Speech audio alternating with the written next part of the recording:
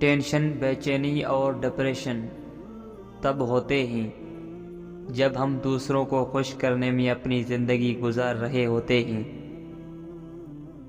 زندگی کی مصیبتیں کم کرنے کا بہترین طریقہ یہ ہے کہ اپنے آپ کو مصروف کر لیا جائے۔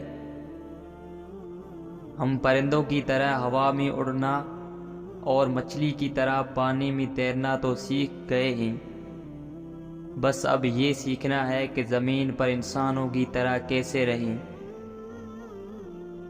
دنیا میں 3 خوبصورت ترین جگہیں، خانہ کعبہ، روضہ رسول اور ماں کی گود۔ تمہاری پریشانیاں تمہاری بے ادبی اور ناشکری سے جڑی ہوئی ہیں۔ دعا کے وقت آنکھوں کا بھر آنا قبولیت کی سب سے بڑی دلیل ہے۔ لوگوں پر ایک ایسا زمانہ آئے گا کہ روپے کے بغیر کوئی چیز کام نہ دے گی۔ اللہ کو زبان اور دل کا سخت ہونا پسند نہیں، اس لیے اللہ نے ان دونوں کو بغیر ہڈی کے بنایا ہے۔ جب عقل مند بوڑھا ہوتا ہے تو اس کی عقل جوان ہو جاتی ہے، اور جب جاہل بوڑھا ہوتا ہے تو اس کی جہالت جوان ہو جاتی ہے۔ ہم لوگ نیک بننا نہیں، صرف نیک دیکھنا اور نیک کہلانا چاہتے ہیں، اور یہ منافقت کا سب سے اعلیٰ درجہ ہے۔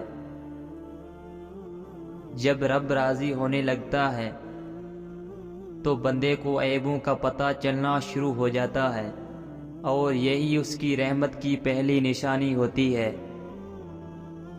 یقین جانو، اللہ زیادتی کرنے والوں کو پسند نہیں کرتا۔ نیک عورت اگر خود کو مضبوط بنا لے تو اللہ پاک اس کی عزت کو ہمیشہ پردے میں رکھتا ہے۔ جن گھروں کے فیصلے عورتیں کریں، بربادی ان کا مقدر ہوتا ہے۔ عورت کھلونا نہیں ہے، وہ اللہ کی بنائی ہوئی ایک خوبصورت نعمت ہے جو موت کی گود میں جا کے ایک زندگی کو جنم دیتی ہے۔ صبح کی نیند انسان کے ارادوں کو کمزور کرتی ہے۔ منزلوں کو حاصل کرنے والے کبھی دیر تک سویا نہیں کرتے۔ غریبوں کی ہائے اور فارغ لوگوں کی رائے کبھی نہیں لینی چاہیے۔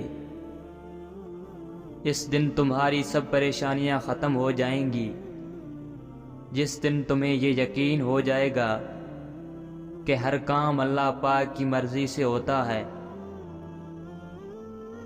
اگر رزق عقل و دانش سے ملتا تو جانور اور بیوقوف بھوکے مر جاتے۔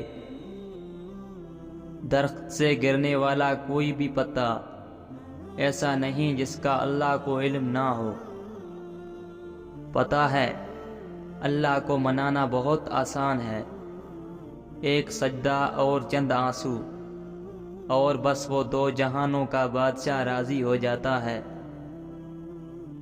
فضول گفتگو سے 2 قسم کے لوگ ہی بچ سکتے ہیں، ایک جس میں علم کی کثرت ہو اور دوسرا جس میں ذکر کی کثرت ہو۔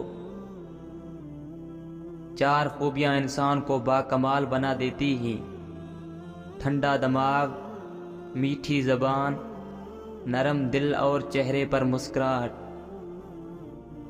جس کو علم ہو جائے کہ اللہ بڑے غور سے سنتا ہے تو پھر وہ اپنی کہانی کسی اور کو نہیں سناتا۔ حضرت علی رضی اللہ تعالی عنہ فرماتے ہیں، اللہ جب کسی بندے کو نیک بنانا چاہتا ہے تو اسے 3 چیزوں کا عادی بنا دیتا ہے۔ اسے کم بولنے، کم کھانے اور کم سونے کا الہام کر دیتا ہے۔